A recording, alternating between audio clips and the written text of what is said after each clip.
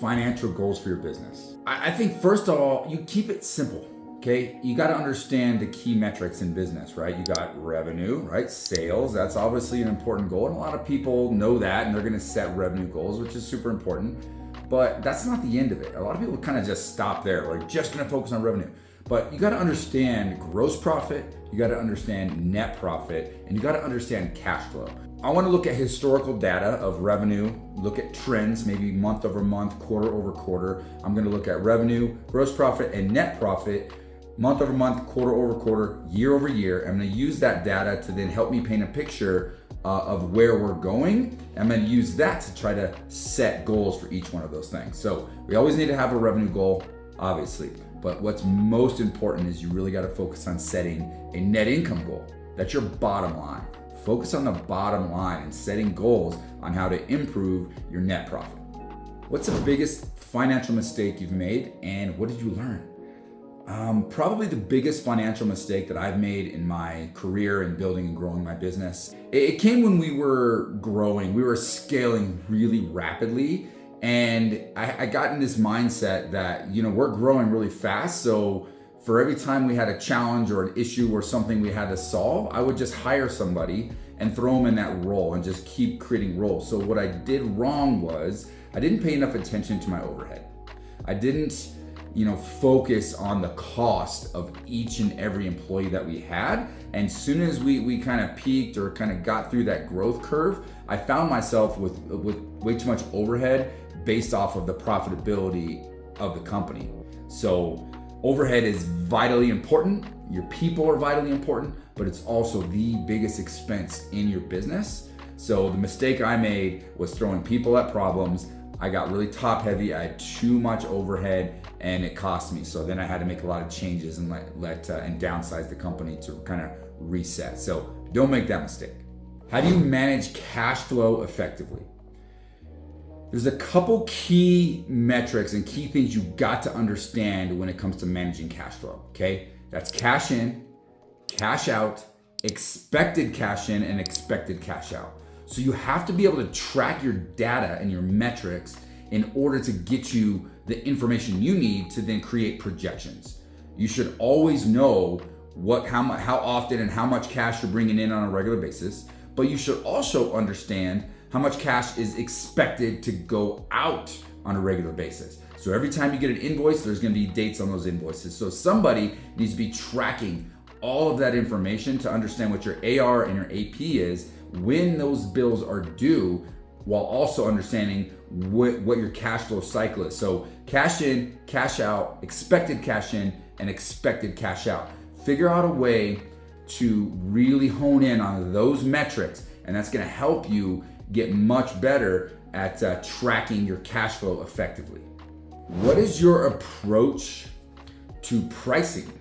For me, I think early on, I made this mistake, and I think a lot of roofers make this mistake. They kind of just price their jobs based off what they think the market value is, or maybe what other people are doing, or maybe if they came from another company who had it a specific way, or just said, hey, be within this range on a per square pricing. A lot of people make the mistake of pricing their jobs per square.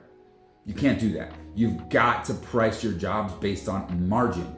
So first and foremost, you need to understand and be able to create have a tool or be able to create a system where you can get a true understanding of what your exact costs are going to be, labor and material. You need to know what your costs are. Understand what your costs are, and then you price your job based on the margin that you need to maintain in order to cover all of your overhead, as well as leave some room for net profit in the business. Do not price just based off per square pricing. Understand your costs and understand what margin you need to meet and need to have to operate your business, and do your pricing based off of those metrics. How do you stay profitable in slow seasons? Here's the thing, there's a business cycle. Every 10 years, in business, I've been doing this a number of decades now, every 10 years, you're gonna have 2 really, really good years. You're gonna have 2 really challenging, really slow years. And then you're gonna have 6 solid years that you can track and measure growth. But here's the thing, when you have either the solid year or the down year, you should be already in a position where you're prepared. Okay, so in order to be profitable during slow seasons, you need to do your budgeting based off of the median, based off of the chance that you may have a slow season. If you're constantly doing your budgets and spending money based on those ups and those high seasons, you're gonna be in a situation where you're not profitable or you're losing money in the down seasons.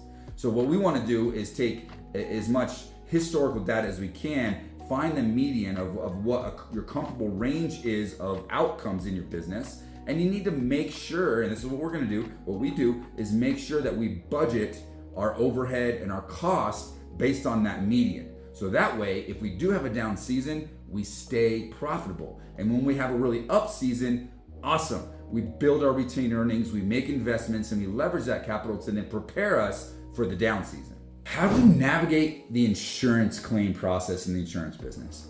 You know, it could be very lucrative, and there's a lot of contractors out there that have built their business based off of insurance claims, right? You get a hailstorm, you get a tornado, you get a hurricane, you get something in your market, and it creates all this opportunity and all this demand. So then we go into the insurance model. We sell roofs based off of the premise that we're just gonna handle the insurance claim.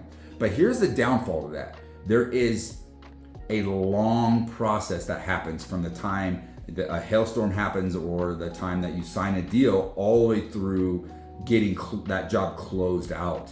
So it's not an easy answer to navigate insurance claims. But here's the key. Knowing the process and knowing that it takes a long time helps you focus on the time piece of that. So if you're gonna navigate insurance claims, you really gotta be obsessive about time and figure out how to shorten the cycle. Shorten that cycle as much as you possibly can, from signing the deal to working with the insurance adjusters on the front end, to working with the insurance company or adjusters on the back end to get the supplementing done, to your internal billing and invoicing process correlated with your production process. All of those things have a timeline. And if you could focus on shortening that timeline on each one of those things, you can actually navigate the insurance process and be profitable and make enough money. But be careful, because if you oversell an insurance and you don't have a really good system on the back end to close and collect those jobs, you can find yourself with a really big AR and not enough cash flow to manage your business. How do you decide to invest in new tools and new technology? We're in an age where it seems like every week there's new technology or some sort of cool shiny new toy that's gonna help us improve efficiency in our business. And there's definitely a time and place to invest in these things. I kind of have a rule of thumb, like when you have an idea of wanting to invest in something or buy this new tool or buy this new, shiny toy or shiny thing, cool, it's exciting, but be patient. Think about it a little bit. Look at it, analyze it, have maybe your leadership team or somebody else help you make the decision on when to implement this thing, and take your time, because oftentimes the more you think about it, if you take a few days or even a few weeks or even a month or two to make that decision, oftentimes the decision ends up being made for you, and you may not need that shiny tool or that technology like you think you do when you first see it. Okay, another way to kind of budget or plan on or make a decision to implement new tools and new technology is, one, budget for it ahead of time. Know that you're gonna have a certain amount of budget each year that you're gonna spend on research and development and building up your business and implementing new tools and new things. But another thing you really need to be aware of is every new tool, every piece of technology that you add to your business that's gonna improve efficiency takes time, takes energy, takes people, and costs you way more than you think it's gonna cost you. So if you do not have the system in place or procedure in place of implementation, or if you don't have someone on your team that's really good at implementing these new tools and technologies, you're gonna just waste your money, you're gonna spin your wheels, and you're not gonna be effective. So find your implementer, find somebody that's really good at implementing these tools before you start blowing money or throwing money at the tools. How do you track and measure financial performance? First and foremost, you must track and measure every piece of data in your business. Everything that you do, every decision you make, every step of the way of taking a job from lead all the way through, collection and closing that job out, there's data, there's metrics, and there's tools and things that you can track. If it's trackable, it's measurable. So first and foremost, You need to have a great CRM system. You need to have a great accounting system. And you need to have people that are actually using those systems to track absolutely everything. If you can track everything, then it makes it a lot easier for you to track your financial performance, right? We're gonna look at the key metrics, our costs. How much do things cost? How much does it cost to walk in on Monday morning and flip a light switch and turn that business on and turn your company on? Okay, there's costs associated. Every phone call, every minute that something happens, there's costs associated. Every piece of office equipment, whatever you're stocking the fridge with, like your utilities, your rent, your mortgage, whatever that is, like there are costs. You need to understand exactly what those costs are and exactly what it costs you to turn that light switch on to operate your business. Once you understand your run rate or your operating costs, you can track financial performance against that historical data that we're tracking and measuring, right? So I need to understand net profit, I need to understand gross profit, I need to understand revenue, and I need to understand my costs, my overhead. These are the key metrics. Once I can have data that tracks these metrics, I can use that data to track my financial performance. I can track trends going up, going down, and then once I have that information, I can use that information to make really good decisions for my company that's gonna help us grow that most important one, which is your profitability, the bottom line. Grow the bottom line. What is the best way to handle unexpected expenses? Man, this happens. Sometimes it can break you. That unexpected insurance bill, that unexpected truck that broke down, or something happens and you have to all of a sudden pour money into something. Here's how you plan for that. Is you plan for it, right? You gotta set aside money ahead of time, early and often, to have your retained earnings, to have money aside to cover those expenses. Maybe you can put it away in an interest-bearing account or money market account, or you can do something to put that money aside where you don't see it. It's out of sight, out of mind. That way, when you do have an unexpected expense, you already have the money for it. Okay, we all have a really bad habit of adjusting our life, of adjusting our business, of adjusting our spending based on the cash that's coming into the business. We have to be disciplined with that cash. We have to be disciplined, like I mentioned in a previous video, on the ups and on the downs. When we have the ups, we need to be taking cash and putting it away to prepare for the downs. And when we have the downs, we can leverage that cash and we can cut costs to maintain profitability.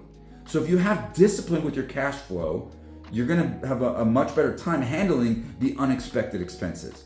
I am not an advocate of going out and borrowing money and leveraging lines of credit and borrowing money every time you have a challenge, every time you have an issue in your business. There's a time and place that we may or may not have to do that if we're really strategically and intentionally growing our business, but we never, ever, ever want to use lines of credit or other people's money to pay for the expenses in our business. That is a bad business model, and you will fail eventually if you use that as your business model. Set money aside, live within your means, and you'll have the money to pay for the expenses when they come up. What is the most valuable financial advice I've ever received?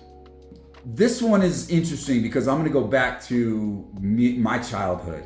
And my mom, I got so lucky because she was really good with numbers and she helped me build my business. She's a bookkeeper. She's retired now, but she's done some amazing things.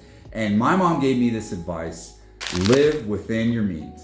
And it's so powerful as the best financial advice I've ever received, because I have a knack to want the biggest, the best, the baddest. Like most of us, you make a little bit of money, you spend more money. You make more money, you spend more money. And all of a sudden, you're not actually building wealth for yourself.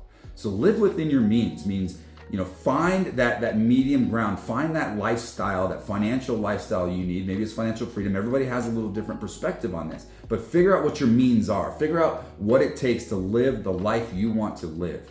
Work hard and work diligently to get to that place. But once you get to that place, you're gonna go above and beyond that, and that's okay, that's awesome. But don't just change your lifestyle every single time you make a little money, or you have a good month, or you have a good week, or you have a good year even.